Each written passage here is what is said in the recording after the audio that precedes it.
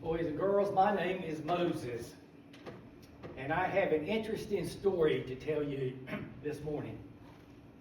A long, long time ago, many, many years ago, my people were slaves in a land that was called Egypt.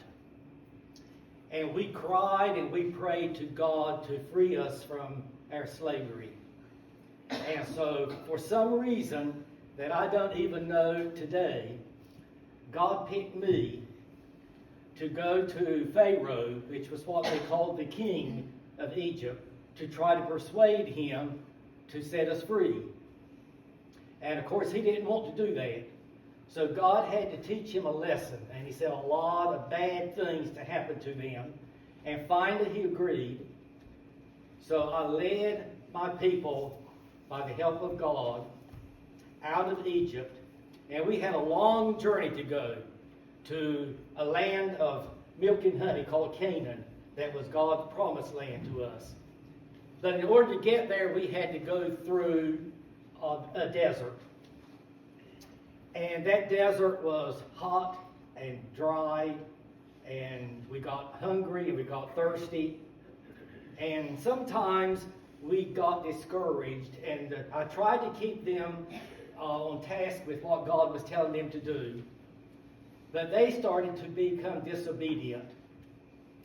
And so God told them, because of their disobedience, that they were going to have to wander around in that desert 40 years before they went into the promised land, until they died out and their children would be allowed to go in there.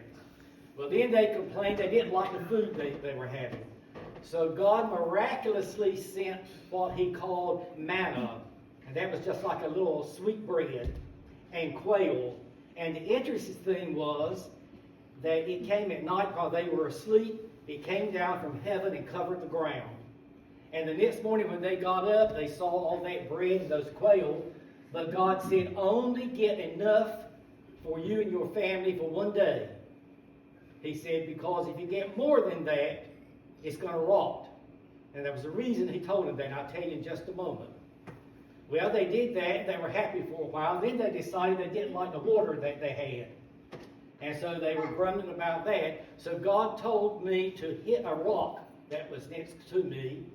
And out of that rock came pure, clear water that they were able to drink. And then